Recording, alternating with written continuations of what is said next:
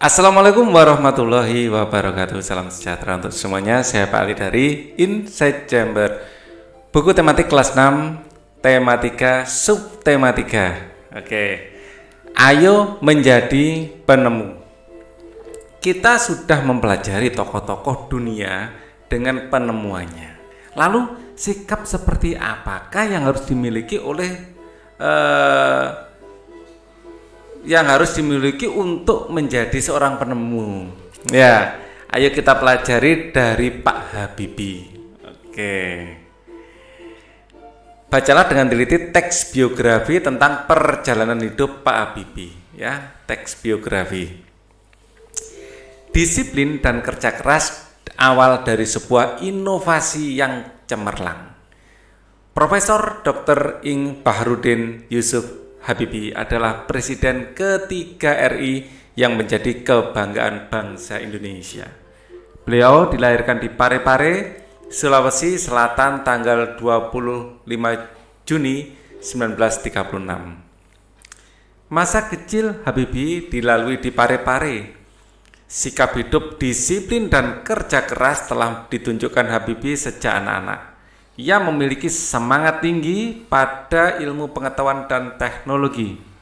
Dia melanjutkan SMA di Bandung dan prestasinya selalu menonjol terutama pada pelajaran IPA dan matematika. Perjuangan keras di perantauan. Didukung oleh kemauan keras untuk belajar selepas SMA, beliau masuk di Institut Teknologi Bandung atau ITB. Kemudian mendapatkan beasiswa untuk melanjutkan kuliah di Jerman jurusan konstruksi pesawat terbang. Ia bertekad bulat untuk bekerja keras dan harus sukses. Habibie selalu menggunakan musim liburnya dengan bekerja mencari uang untuk membeli buku sebagai pendukung sekolahnya. Tahun 1960, Habibie mendapatkan gelar Diploma Ing di Jerman dengan nilai sempurna. Ia bekerja di industri kereta api di Jerman, ya, dan berhasil menemukan cara untuk membuat 1000 wagon kereta api berkekuatan tinggi. Di pagi buta, Habibie harus berjalan kaki cepat ke tempat kerja yang jauh untuk menghemat kebutuhan hidup. Kemudian pulang pada malam hari dan belajar untuk kuliahnya. Tahun 1965, Habibie mendapat gelar Doktor Ingeniur dengan nilai sangat sempurna. Buah dari kerja keras. Habibie kemudian bekerja di industri pesawat terbang Jerman. Karena sikap disiplin dan kerja keras, karirnya terus naik hingga dipercaya menjadi Vice President sekaligus direktur dan penasihat senior di bidang teknologi. Ia menjadi satu-satunya orang Asia yang berhasil menduduki jabatan bergengsi di perusahaan pesawat terbang Jerman. Kecintaan pada tanah air. Tahun 1968, Habibie mengundang 40 insinyur Indonesia untuk bekerja di Jerman guna mempersiapkan keterampilan dan pengalaman mereka dalam membuat produk industri dirgantara maritim dan darat di tanah air. Tahun 1974, Habibie diminta pulang ke tanah air dan menjadi penasihat pemerintah di bidang teknologi pesawat terbang. Ia menjadi Menteri Negara Riset dan Teknologi hingga menjadi Wakil Presiden dan Presiden RI ketiga. Prestasi cemerlang buah dari disiplin dan kerja keras. Habibie menyumbang berbagai penemuan dan sejumlah teori di bidang konstruksi pesawat terbang seperti Habibie Factor, Habibie Theorem, dan Habibie Method yang dipakai oleh universitas di seluruh dunia. Ia dijuluki sebagai Mr. Crack karena menemukan rumus untuk menghitung cacat badan pesawat terbang. Ia juga menerima banyak penghargaan dari prestasinya diakui sebagai berbagai lembaga internasional seperti di Jerman, Inggris, Swedia, Perancis, dan Amerika Serikat, serta menerima penghargaan yang hampir setara dengan hadiah Nobel. Habibie Bapak Teknologi Indonesia. Tahun 1976, Habibie mendirikan industri pesawat terbang pertama di kawasan Asia Tenggara, yaitu PT Nurtonio dan industri strategis lainnya. Industri binaannya berhasil memproduksi pesawat terbang, helikopter, senjata, amunisi, kapal, tank, panser, water cannon, kendaraan RPPM, kendaraan tempur, dan masih banyak lagi, baik untuk keperluan sipil maupun militer. Di tingkat dunia, Habibie terlibat dalam berbagai proyek desain dan konstruksi pesawat terbang seperti Fokker, pesawat terbang angkut militer, jet eksekutif Airbus, pesawat angkut dan dengan teknologi mendarat dan lepas landas secara vertikal, CN235, CN250. Selain itu, Habibie secara tidak langsung ikut terlibat dalam proyek perhitungan dan desain helikopter, pesawat tempur multifungsi, beberapa peluru kendali, dan satelit di tingkat dunia. Luar biasa. Jawablah pertanyaan berikut ini. Apa topik masalah dari teks berikut? Topiknya membicarakan biografi Habibie.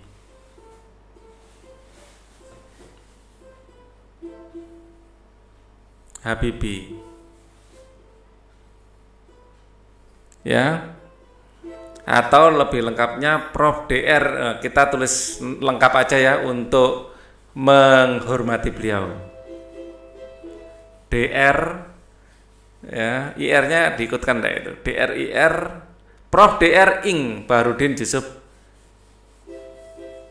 Habibie. Prof. Dr. Ing gitu aja. Prof. Dr. Ing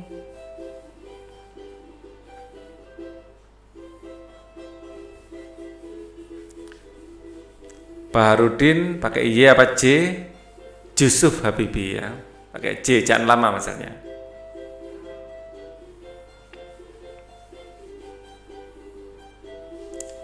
Oke. Nomor 2. Apakah teks tersebut jenis eksplanasi ilmiah? Jelaskan dan berikan contoh. Di sini lebih ke teks biografi ya. Teks biografi.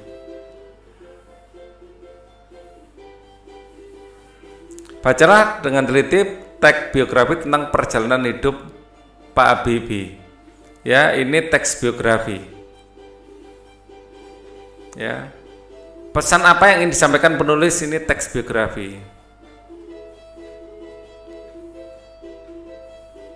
Tapi memang di sini ada penjelasan tentang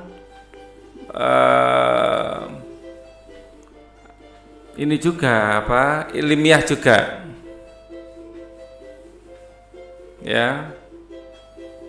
Ini prestasi, tapi lebih ke biografi rasanya. Apa pesan yang ingin disampaikan penulis melalui teks tersebut? 3, ini perlu dianalisa lagi ya. Tapi menurut saya secara umum itu adalah teks biografi. Nomor 3, apa pesan yang ingin disampaikan penulis? Ya, biasanya di akhir. Pesan yang ingin dituliskan penulis kita ambil secara umum ya. Sesuai dengan judulnya, disiplin dan kerja keras awal dari sebuah inovasi yang cemerlang. Jadi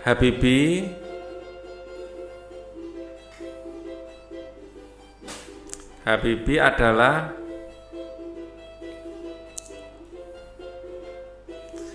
sosok yang menjadi teladan, yang ya dengan bekerja keras, ya dengan kerja keras, ya dengan disiplin, ya yang dengan disiplin, intinya kita diminta untuk mencontoh kedisiplinan dan kerja kerasnya. Dan kerja kerasnya mampu menciptakan banyak inovasi.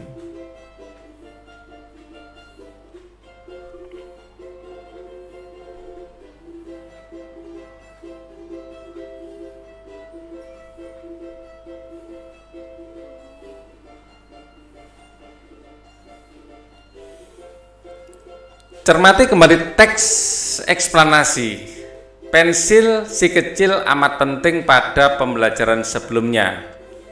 Perhatikan kata cetak miring yang terdapat pada teks tersebut. Diskusikan pernyataan berikut bersama teman. Apakah kosakata tersebut sesuai dengan pedoman umum ejaan bahasa Indonesia PUEBI? Jelaskan alasannya. Nah, di sini ada beberapa kosakata yang tidak sesuai. Ya, kita lihat lagi pekerjaan kita sebelumnya. Ya, kita sudah mengerjakan di sini.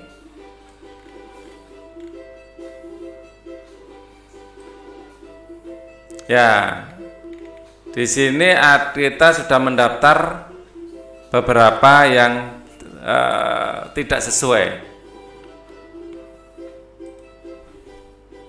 Perhatikan kata cetak miring terdapat teks tersebut. Diskusikan pertanyaan berikut.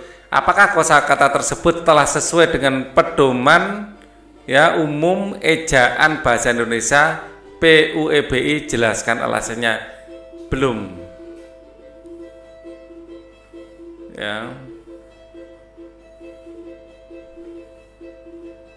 Atau tidak, ya, karena tidak menggunakan bahasa baku.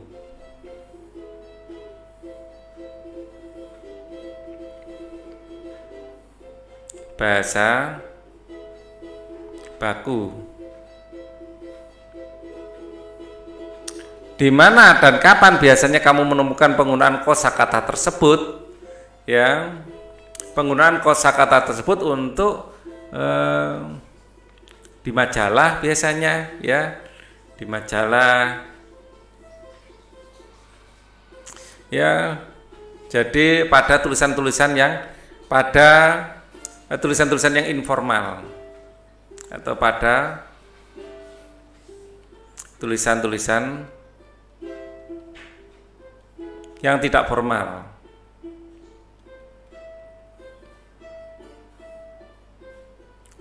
Ya, pada majalah atau mungkin esai yang tidak formal intinya, ya.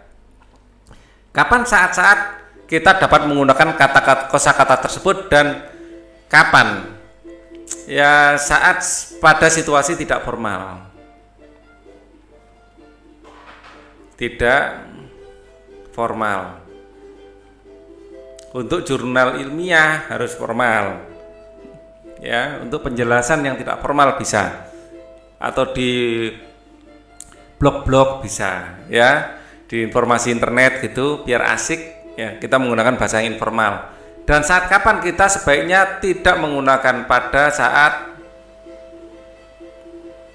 membuat laporan formal, misalnya membuat jurnal, ya, misalnya membuat jurnal atau laporan ilmiah, ya, ilmiah. Ini diharapkan kita dengan bahasa formal. Jelaskan alasannya, ya, karena untuk tujuan formal kita harus menggunakan bahasa yang formal. Untuk tujuan yang formal,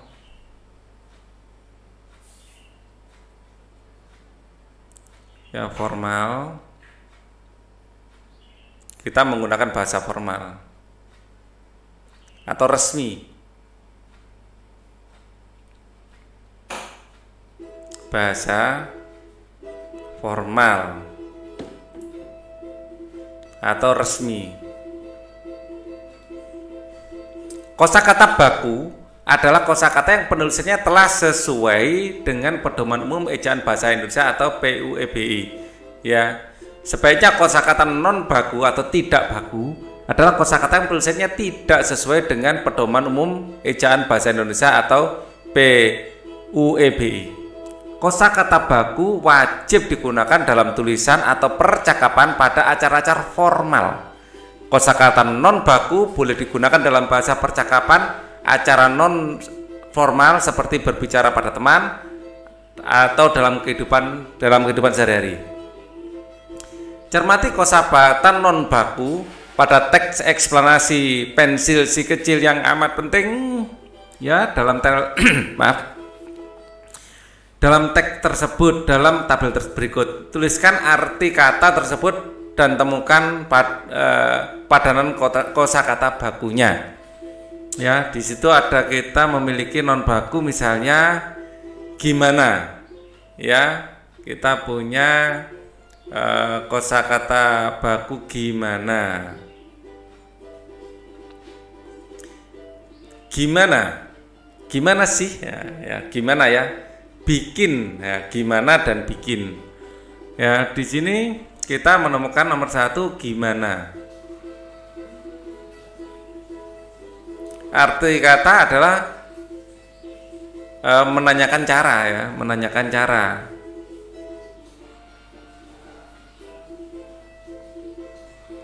Kosakata bakunya adalah bagaimana.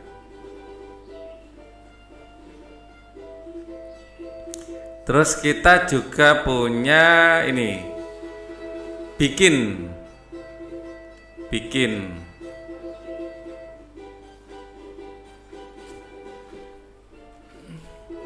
Ya, ini menanyakan cara juga ya. Arti katanya adalah membuat. Ya, kosakata bakunya ya buat, ya, membuat.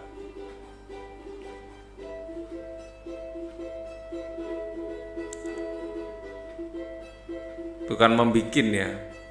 Berasal dari kata buat ya. Berasal dari kata buat.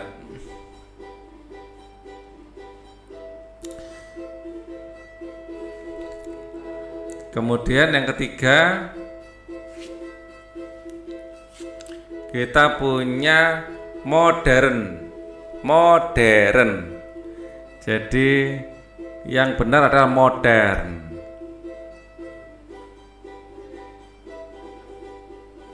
Ya, atau kekinian. Arti katanya ya sesuai dengan kekinian.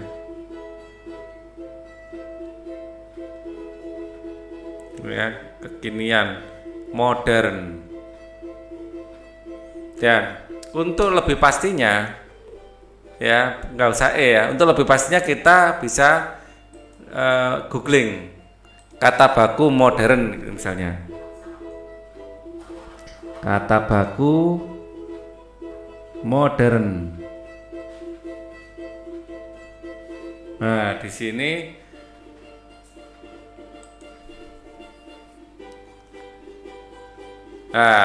yang modern benar, modern tidak benar. Ini saya perbesar.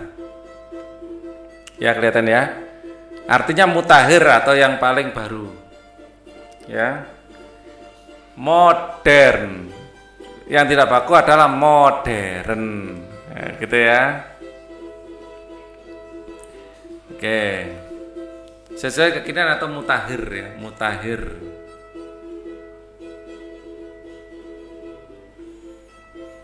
Kemudian kita lihat lagi, kita temukan kata apa ya, di pekerjaan sebelumnya, zaman. Nah, zaman ini yang benar zaman. Ya, zaman. Menyatakan waktu ini. Yang benar zaman. Ya, setahu saya gitu, tapi kita cek ya. Siapa tahu Pak Ali juga salah. Kata baku zaman. Nah, ini. Zaman. Kata bakunya zaman, benar ya. Zaman itu salah, artinya waktu yang menandai sesuatu. Waktu yang menandai sesuatu. Yang menandai sesuatu. Nomor 5, kita punya apa lagi kemarin? Gampang. Gampang ini enggak baku, yang benar mudah. Gampang. Gampang itu tidak sulit ya. Artinya mudah, baku mudah. Kita juga punya kata apa? Terus. Ya, terus ini tidak cocok. Yang benar adalah kemudian. Terus. Ya. Atau kelanjutan ya, kelanjutan. Yang baku adalah kemudian. Kita punya lagi dibikin, dibuat, sama dengan ini ya, bikin. Mengembangkan. Nah, kita cari mengembangkan itu kemarin dari mana? Mengembangkan, ini yang tercetak miring ya. Dan perusahaan-perusahaan lain mengembangkan rasanya sudah benar kalau mengembangkan ya. Ini kok dicetak miring ya. Lah buat ini yang ya pensil buat alat tulis secara pesat. Buat mengembangkan rasanya benar kalau mengembangkan ini. Sudah masuk ini. Tapi itu ditulis miring. Mengembangkan.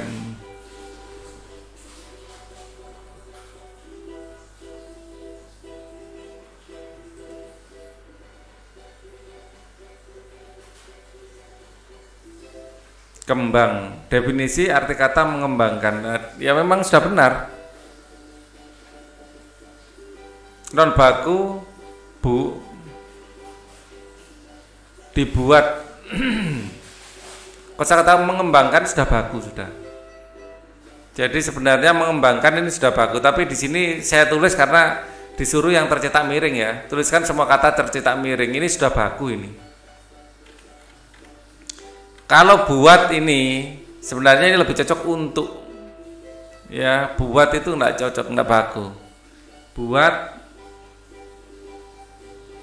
atau ini artinya kegunaan ya. Ya ini lebih cocok untuk ya, kita lihat lagi yang kita tulis sebelumnya. Hancurkan. Nah, hancurkan dibuat dengan hancurkan, menghancurkan, harusnya dikasih meng ya di sini. Hancurkan jadi harusnya dikasih menghancurkan.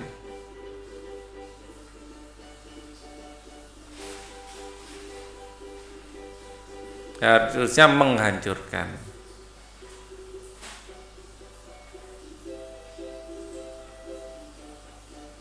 Ya, ini adalah membuat jadi serpihan lebih kecil, membuat ukurannya lebih kecil, menjadi lebih kecil. Nah, kita punya apa lagi?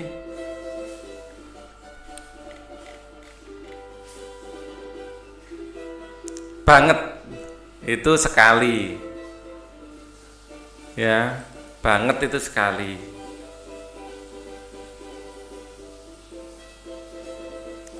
Ya ini sekali, besar banget, besar sekali. Yang baku itu ya, ini menyangatkan ya.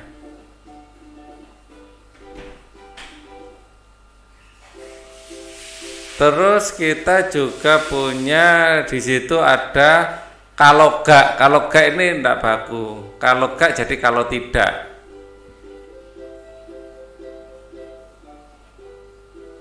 Ini akan menjadi kalau tidak.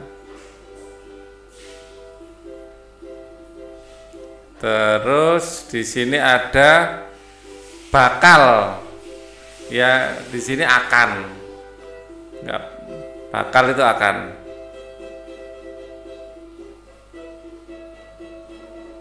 Kita coba cari konteks kalimatnya. Bakal itu konteks kalimatnya di mana? Ya, kita bakal kesulitan, kita akan kesulitan, ya. Kita bakal kesulitan, kita akan kesulitan. Yang terakhir bikin sudah ya. Bikin muncul beberapa kali. Oke, kita lanjutkan.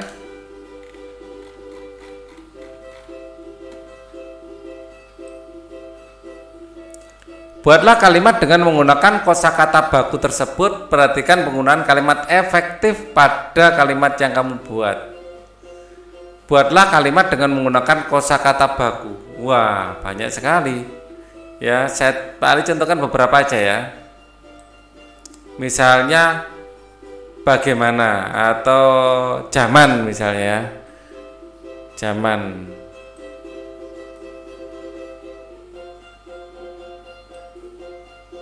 Sebenarnya zaman di zaman sekarang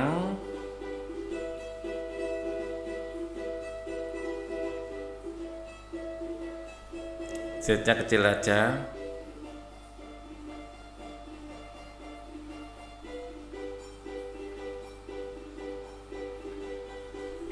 Pembelajaran daring menjadi sesuatu yang lumrah.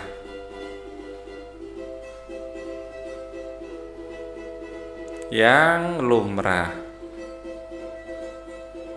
Ya, atau yang biasa, yang umum dilakukan, itu aja. Yang umum dilakukan.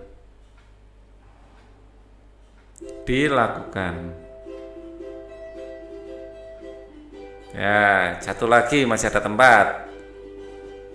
Kita punya kata apa lagi di sini?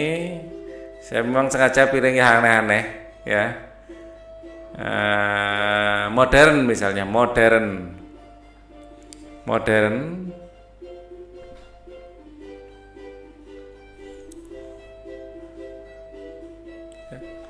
Pendidikan kesusilaan atau pendidikan akhlak atau kesusilaan ya. Pendidikan kesusilaan tetap diperlukan di zaman modern ini.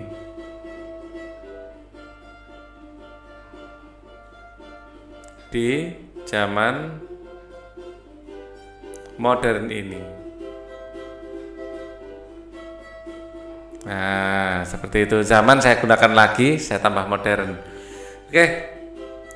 Habibie dengan penemuannya telah memberikan manfaat yang cukup besar terhadap dunia transportasi, khususnya pada transportasi udara.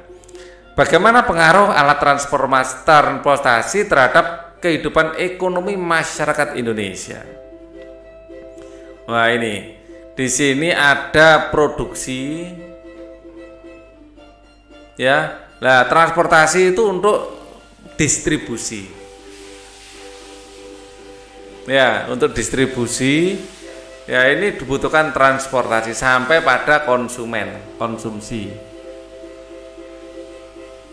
Jadi di dalam ekonomi itu ada 3 hal, ada produksi, distribusi, dan konsumsi. Ya, dan transportasi berperan sangat besar dalam proses distribusi. Ya, distribusi. Diskusikan pernyataan berikut. Bagaimana pengaruh alat transportasi modern terhadap penyebaran barang-barang hasil produksi pertanian, perikanan, dan industri? Berikan beberapa contohnya. Pengaruhnya sangat besar. Sangat besar. Ya. Produksi pertanian, ya, hasil pertanian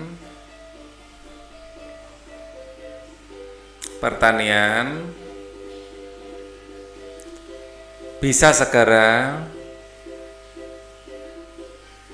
ya, diangkut dan sampai pada konsumen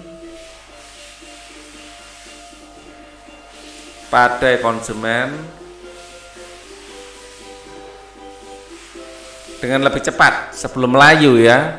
Ya, hasil pertanian bisa segera diangkut sampai pada konsumen sebelum layu misalnya. Nah ini, kalau transportasinya nggak lancar, bisa-bisa layu dulu sebelum nyampe ke tempat. Prosesnya lama, bisa-bisa membusuk di tengah jalan. Ya ini contohnya. Terus perikanan, ya, orang pedalaman, ya bisa makan ikan segar dari laut, ikan segar dari laut, berkat transportasi yang lancar.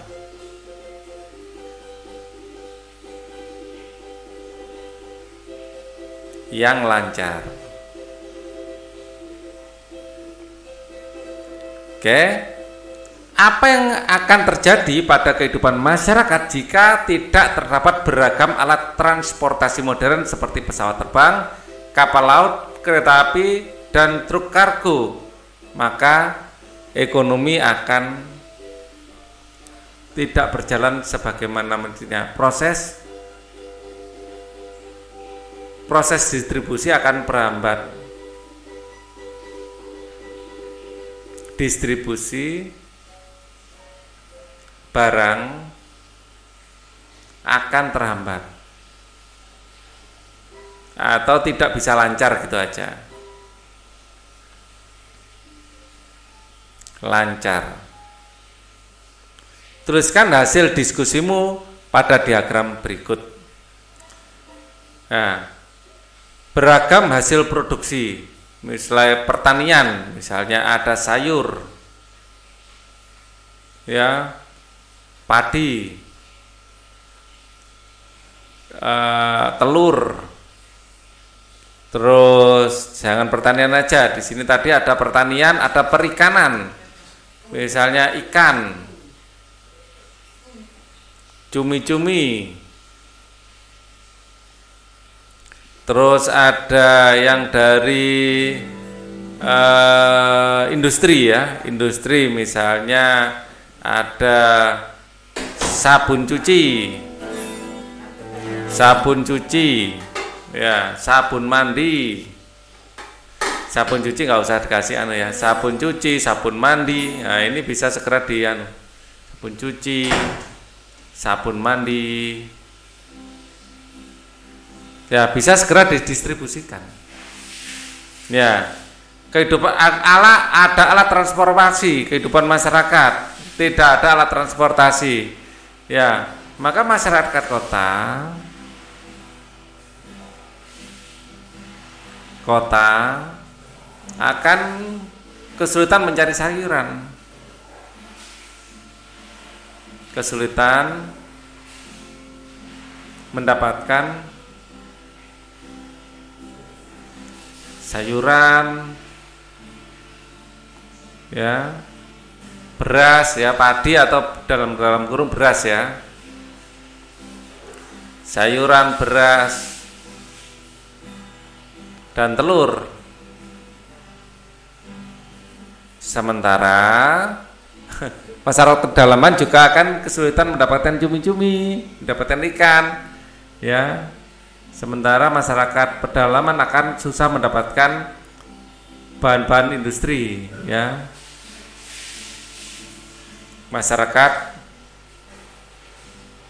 pedalaman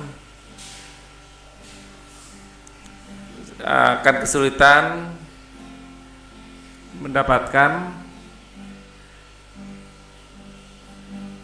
hasil industri. Ya, di sini tambah lagi ya, ikan, telur, ikan, ya, cumi-cumi. Ya, ini hanya sebagai contoh. Ya, kebutuhannya banyak sekali. Ya. Tidak ada alat transportasi.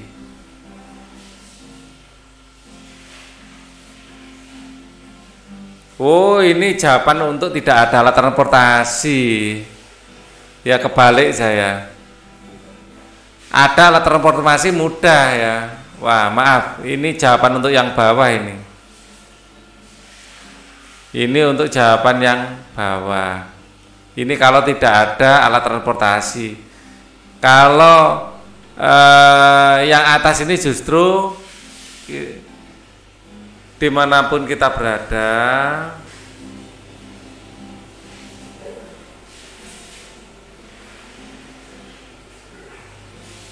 kita dengan mudah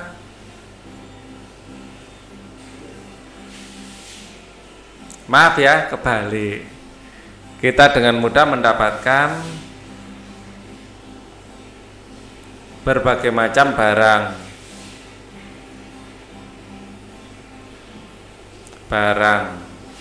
Asal kita punya uang, tentu saja ya.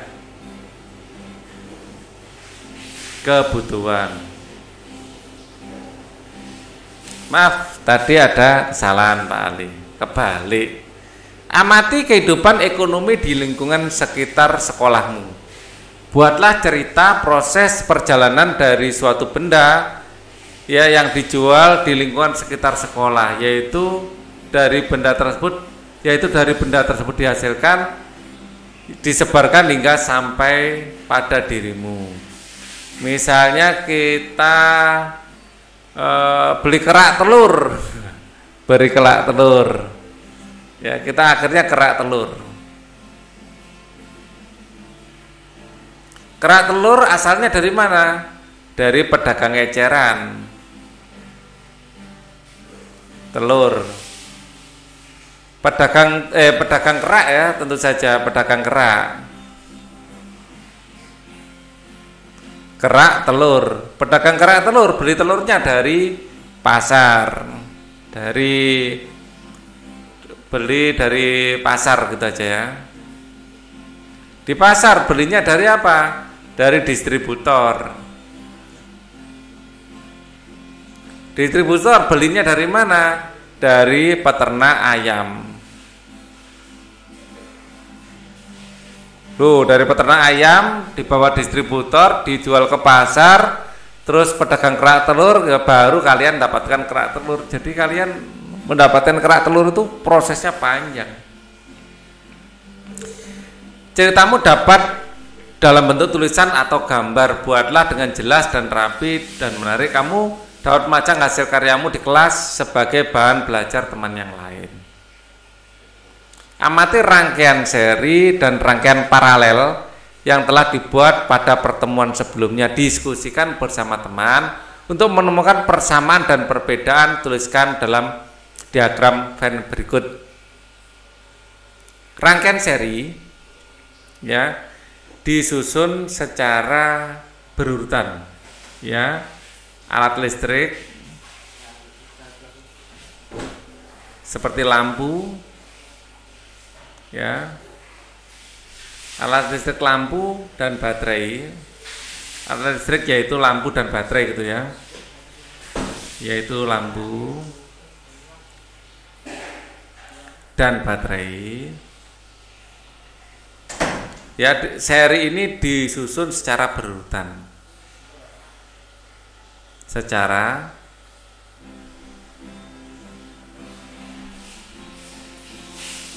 berurutan ya. Rangkaian paralel alat listrik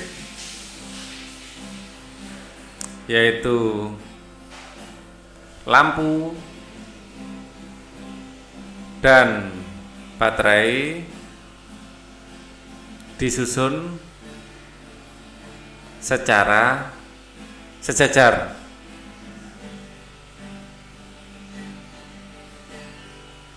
Persamaannya apa? Lampu sama-sama menyala.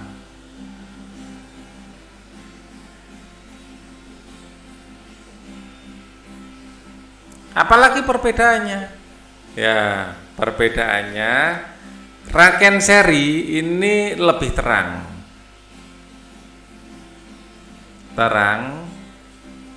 tapi baterai cepat habis.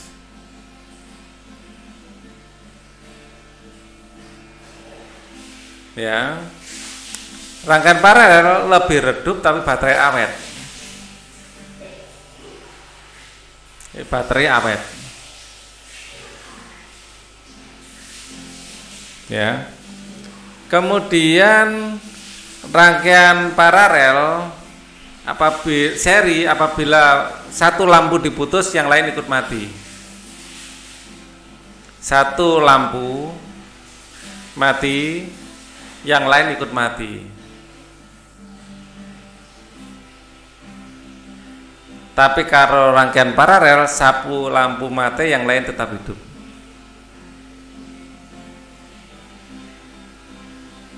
Yang lain